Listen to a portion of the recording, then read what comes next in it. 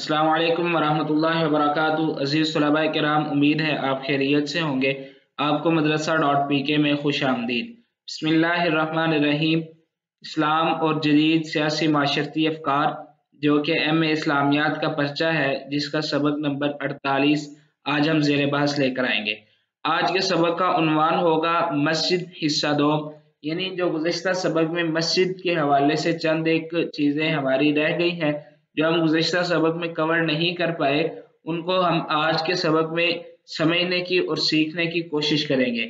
आज का सबक शुरू करने से कबल गुज़श्ता सबक का खुलासा दोहरा लेते हैं और ये जान लेते हैं कि गुज़श्ता सबक में हमने कौन सी चीज़ें सीखने की और समझने की कोशिश की। गुज़श्ता सबक में हमने माशरती इदारों में से जो एक अहम तरीन इदारा है मस्जिद, इसके हवाले से चंद एक चीज़ें जानने की कोशिश की। सबसे पहले हमने मस्जिद का माना और मफ़हूम जानने की कोशिश की। दूसरे नंबर पर मस्जिद का मुसलमानों के साथ ख़ास होना, यानी हर मजहब में एक इबादत गाह है और मुसलमानों की जो इबादत गाह है ये सिर्फ मुसलमानों के लिए ख़ास है, कोई और इसमें शरीक नहीं है। मुसलमानों का ये एक ख़ास इबादत गाह है और ये शाइरुल्लाह में से है, कोई इसको अपने लिए नाम के एतबार से भी इस्तेमाल नहीं कर सकता, ये जानने की कोशिश की।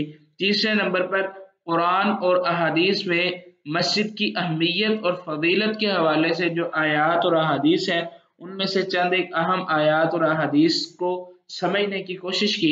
और फिर आखिर पे माशरे में मस्जिद का किरदार क्या है वो जानने की कोशिश की। आज के सबक में जो चीज़ हम पढ़ेंगे उसका उन्वान होगा मसाजिद की तालीमी और इस्लाही अहमियत क्या है। दूसरे नंबर पर मस्जिद के जो दीगर मुतफर्रिक किरदार हैं उनके मुतालिक जानने की कोशिश करेंगे। तीसरे नंबर पर मस्जिद के आदाब क्या है और उसके बाद फिर मौजूदा दौर में मस्जिद के इस्लाही किरदार की बहाली के हवाले से चंद एक जो हल हैं हम उनको जानने की और समझने की कोशिश करेंगे। मज़ीद किराम, बात अगर मसाजिद के तालीमी और इस्लाही अहमियत की जाए तो इस एतबार से मसाजिद का किरदार नहायत ही अहम है और जो किरदार मसाजिद अदा कर रही हैं, मेरा ख्याल है कि इसके अलावा कोई और इदारा बेहतर तरीके से अदा नहीं कर सकता। मसाजिद का तालीमी और इस्लाही अहमियत के हवाले से सबसे अहम किरदार अशात इल्म है। अशात इल्म जो है मुस्लिम मुआशरे के क़याम के लिए ये बहुत ज़रूरी है और अशात इल्म की अहमियत से इनकार नहीं किया जा सकता। बिलाशुबा मुसलमानों की तारीख में ये किरदार मसाजिद ने नहायत बेहतर तरीका से अदा किया। दौरे नबी सल्लल्लाहु अलैहि वसल्लम में जो पहली मस्जिद बनी थी वो मस्जिद नबवी सल्लल्लाहु अलैहि वसल्लम थी और यही मस्जिद मिल्लत इस्लामिया का अव्वलीन मरकज़ करार पाई। दीगर गुनागो खसाइस के अलावा इस मस्जिद को आला तरीन दरसगाह बल्कि इस दौर की यूनिवर्सिटी होने का फ़ख्र भी हासिल था, जहाँ शब रोज़ सहाबाए किराम रिज़वानुल्लाहि अलैहिम अजमाइन मुअल्लिम-ए इंसानियत से तालीम व तरबियत हासिल किया करते थे। मौजूदा ज़माने में भी कुछ अरसा कबल तक मस्जिद को मकतब की हैसियत हासिल रही, लेकिन बिलाखिर लोगों ने इस दीनी मशगला को कारोबार बना लिया। चंद नफ्स परस्तों और हवस के बंदों ने मुखलिस लोगों को भी बदनाम करके रख दिया और नतीजा क्या निकला कि आज लोग मसाजिद में कायम मदारिस के नाम से भी दूर भागने लगे हैं। लेकिन इसमें मस्जिद का कोई कसूर नहीं है, बल्कि ये हमारी अपनी ज़हनियतों का कसूर है और इससे मसाजिद की इल्मी अहमियत और हसीयत पर कोई जद नहीं पड़ती। खुलूस नीयत से अगर आज भी काम किया जाए तो आज भी कुरून उला के मुसलमानों की याद ताज़ा की जा सकती है और इन इल्मी सरचश्मों से प्यास बुझाकर इंसान अपनी अजमत रफ्ता को बहाल कर सकता है। तो मसाजिद जो है अशात इल्म में नहायत ही अहम किरदार करने वाला एक इदारा है। तो इस एतबार से मुआशरती इदारों में से भी ये एक अहम इदारा समझा जाता है। दूसरे नंबर पर इस्लाह मुआशरा, फर्द की इस्लाह के बाद मुआशरती इस्लाह का नंबर आता है। तो जब बहुत से अफराद मिलकर एक मुआशरे की शक्ल इख्तियार कर लेते हैं तो इनकी इस्लाह और तत्हीर के लिए इस्लाम ने नमाज बाजमात को लाजमी करार दिया है, जिसके लिए मस्जिद का क़याम नागुरेज है।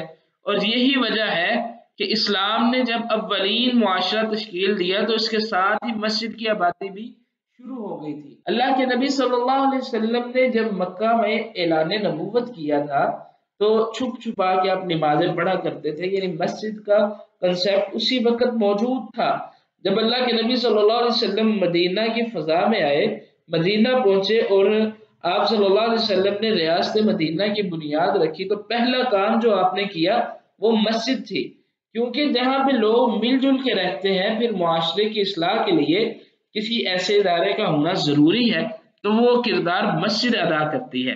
تیسرے نمبر پر مسجد کا ثقافتی کردار۔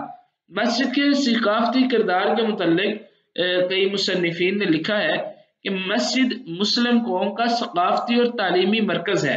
مسلمانوں کی قومی زندگی کے متعلق تمام امور کے بارے میں تعلیم مسجد میں دی جاتی ہے۔ خطبہ جمعہ تو ایک باقاعدہ ہفتہ وار لیکچر ہوتا ہے جس میں امام مسلمانوں کو ہر قسم کے امور سے آگاہ کرتا ہے، جبکہ اس کے علاوہ مسجد میں بہت سی ثقافتی اور معاشرتی سرگرمیاں انجام دی جا سکتی ہیں، جیسا کہ منگنی ہے، نکاح کی تقاریب وغیرہ ہے، مسجد میں منعقد کی جا سکتی ہے۔ معاشرتی فلاح و بہبود کے پروگرام مرتب کیے جا سکتے ہیں، جیسے سڑک کی تعمیر یا ہیلتھ سینٹر کے قیام یا تعلیم بالغاہ کے لیے سینٹر کا قیام وغیرہ۔ یہ ساری چیزیں جو ہے یہ مسجد میں ہم کر سکتے ہیں اور مسجد سے ہم یہ فائدہ بھی حاصل کر سکتے ہیں۔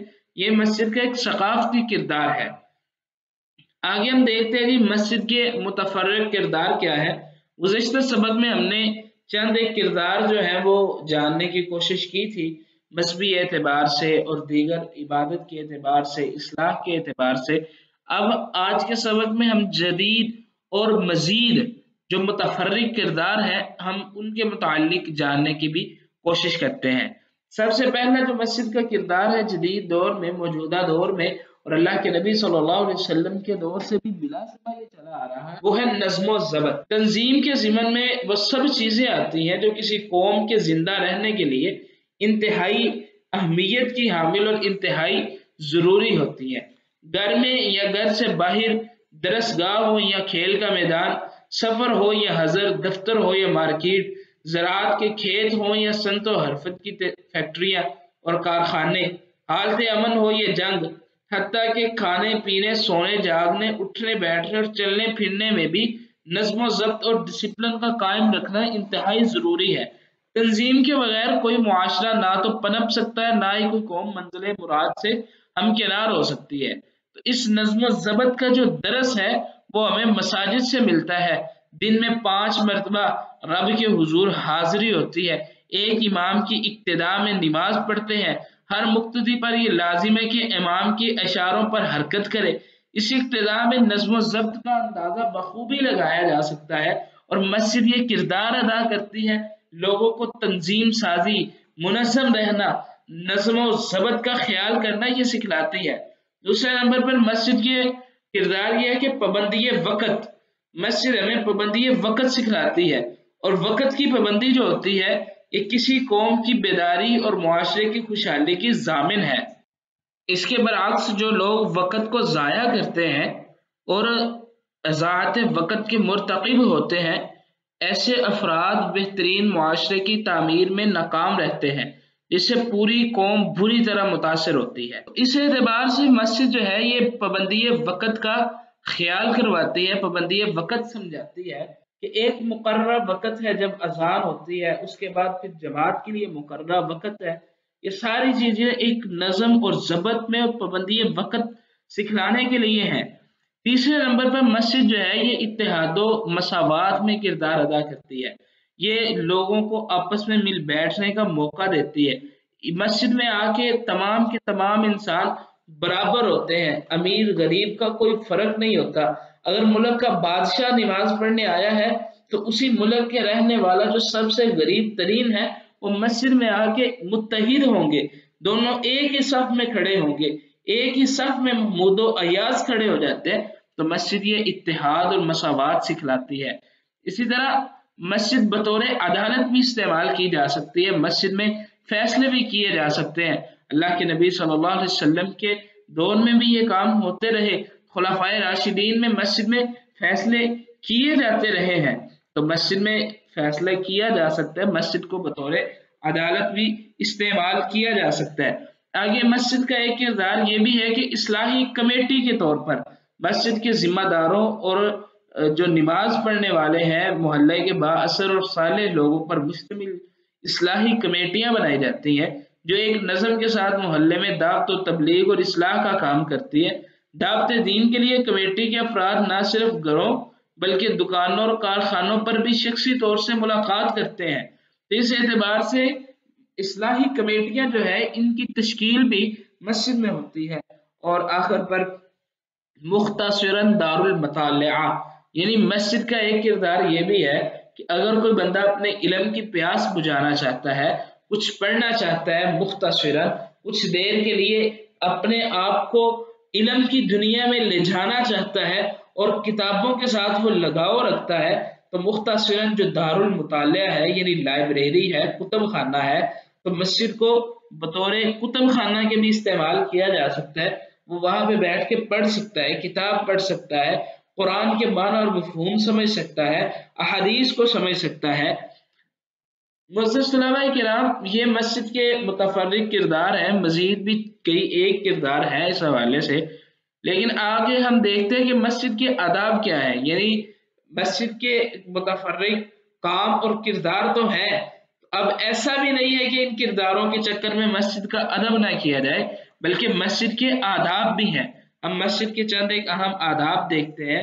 सबसे पहले मस्जिद का अदब ये है कि मस्जिद को पाक और साफ रखा जाए। मस्जिद में इबादत की नीयत से बावुजू होकर दाखिल होना चाहिए। वुजू तारत की अलामत है। खुदा के हुजूर पेश होने से पहले पाक और साफ होना जरूरी है। तो इसलिए मस्जिद में जाने से पहले भी लिबास की सफाई, अपने चेहरे की सफाई, ज़ाहरी सफाई, इसका एहतमाम करना चाहिए। ये मस्जिद का पहला अदब है। जैसा कि अल्लाह रब्बुल इज्जत फरमाते हैं कुरान मजीद में, अऊज़ु बिल्लाहि मिनश शैतानिर रजीम, या बनी आदम खुजू ज़ीनतकुम इंदा कुल्ली मस्जिद, ए बनो आदम अपनी ज़ीब ज़ीनत इख्तियार करो मस्जिद में आते वक्त। दूसरा, फजूल गुफ्तगू से परहेज करना चाहिए। मस्जिद में आके फजूल गुफ्तगू नहीं करनी चाहिए। तीसरे नंबर पर मस्जिद को पाक रखना चाहिए, मस्जिद की सफाई का एहतमाम करना चाहिए। अल्लाह के नबी सल्लल्लाहु अलैहि वसल्लम ने फरमाया, अगर कोई बंदा मस्जिद से एक तिनका उठा के भी बाहर फेंक देता है तो ये भी उसके लिए बायसे सवाब है, बायसे अजर है। तो मस्जिद को साफ रखना, मस्जिद को पाक रखना, ये भी मस्जिद का अदब है। बुलंद आवाज की ममानियत है। अल्लाह के नबी सल्लल्लाहु अलैहि वसल्लम ने, सहाबा इकराम रिज़वानुल्लाहि अलैहिम अजमाइन ने इससे मना किया है। सहाबा इस चीज को बुरा महसूस करते थे कि मस्जिद में ऊंची आवाज से बोला जाए, ये चीज वैसे ही अदब के खिलाफ है। और एक और अदब मस्जिद का वो ये है कि बदबूदार चीजें खा के मस्जिद में आने से अल्लाह के नबी सल्लल्लाहु अलैहि वसल्लम ने मना किया है। इससे फरिश्तों को तकलीफ होती है, जो साथ बंदा खड़ा है उसको तकलीफ होती है। तो अल्लाह के नबी सल्लल्लाहु अलैहि वसल्लम ने बदबूदार चीजें खाकर मस्जिद में आने से भी मना किया है। आगे हम देख लेते हैं जी, मौजूदा दौर में मस्जिद की इस्लाही किरदार की बहाली कैसे मुमकिन है। वो इस तरह मुमकिन है कि हम अपने बिगड़े और तबाह हाल मुआशरे की इस्लाह अगर तो करना चाहते हैं तो फिर मुआशरे में मस्जिद की इज्तिमाइयत, मरकजियत का वो मुकाम वापस लाना होगा। और उस मुकाम को वापस लाने के लिए ये चंद एक इकदामात करने होंगे, जिनमें से पहला, तालीमी और तरबियती मरकज। मस्जिद मुसलमानों के लिए बेहतरीन तालीमी अदारा है, तरबियत का अदारा है।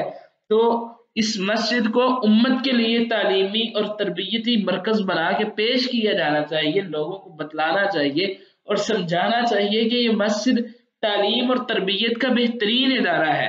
दूसरे नंबर पर खुतबा जुमा, जो खुतबा जुमा होता है उसमें लोगों को तरगीब दिलाई जाए, मौसर अंदाज से लोगों को समझाया जाए, दीन के बुनियादी अकायद, इबादात, मामलात और जो अखलाकियात है वो तरतीब से बतलाया जाए और वो बड़ी आम फहम और सादा और दिलचस्प अंदाज में होनी चाहिए, ताकि फिर से लोग मसाजिद की तरफ मुतवज्जे हों। तीसरे नंबर पर जो मस्जिद का किरदार है वो बहाल करने के लिए जरूरी है कि कुरान और हदीस के दुरूस का इहतमाम किया जाए, लोगों के अंदर कुरान और हदीस का शगफ पैदा किया जाए, उनको सही मानों में इनकी तालीम दी जाए। चौथे नंबर पर तालीम बालिगा, यानी जो बूढ़े हैं या बड़े हो चुके हैं उनके लिए तालीम का एहतमाम किया जाए, उनके लिए पढ़ाने का, पढ़ने पढ़ाने के हवाले से बेहतरीन इंतजाम होना चाहिए। पांचवें नंबर पर कोचिंग क्लासेस, यानी जो छोटे बच्चे हैं या जवान लड़के हैं उनके लिए कोचिंग का अहतमाम किया जाए, किसी भी मामले में उनकी रहनुमाई की जाए, मस्जिद में आए उनको इबादत, मामलात, अकायद के हवाले से तालीम दी जाए। ये मस्जिद के किरदार और इसकी बहाली के हवाले से बड़ी अहम चीजें हैं। और सबसे आखिर पे मस्जिद के साथ रखना, मस्जिद के साथ राबता कायम करना, ये हर मुसलमान का ये जरूरी और फर्ज है मुसलमान पर कि वो मस्जिद के साथ अपने ताल्लुक को मजबूत से मजबूत तर बनाए। ये चंद एक अहम इस्लाहात हैं जिनसे हम मसाजिद के किरदार को फिर से बहाल कर सकते हैं। आगे हम अपने आज के सबक का खुलासा देख लेते हैं। आज के सबक में हमने जो चीज़ें पढ़ी वो मसाजिद की तालीमी और इस्लाही अहमियत, मसाजिद के मुतफर्रिक किरदार, मस्जिद के आदाब और आखिर पे मौजूदा दौर में मस्जिद के इस्लाही किरदार की बहाली कैसे मुमकिन है, ये जानने की कोशिश की। अगले सबक में इंशाअल्लाह अज़ीज़ हम पढ़ेंगे अहम मुआशरती इदारों में से एक इदारा बाजार, इसके मुतालिक जानने की कोशिश करेंगे। सबसे पहले बाजार से क्या मुराद है ये समझेंगे। दूसरे नंबर पर मार्केट का आगाज और इर्तिका कैसे होगा ये जानेंगे। तीसरे नंबर पर मार्केट की अकसाम जो है वो समझने की कोशिश करेंगे। चौथे नंबर पर मार्केट के खसाइस और नकाइस जो है उनके मुतालिक जानने की कोशिश करेंगे। अगले सबक से पहले आप ये सवाल हल करें। सवाल ये है कि जदीद दौर की मंडियों से क्या मुराद है, यानी जब दुनिया ग्लोबल विलेज बन चुकी है तो इस वक्त की जो मंडियां हैं, बाजार हैं, वो कैसे हैं, उनकी सूरत हाल क्या है। आप ये सवाल हल करने की कोशिश करें। अल्लाह पाक आपको कामयाब फरमाए। तब तक के लिए अल्लाह हाफिज, अपना ख्याल रखिएगा।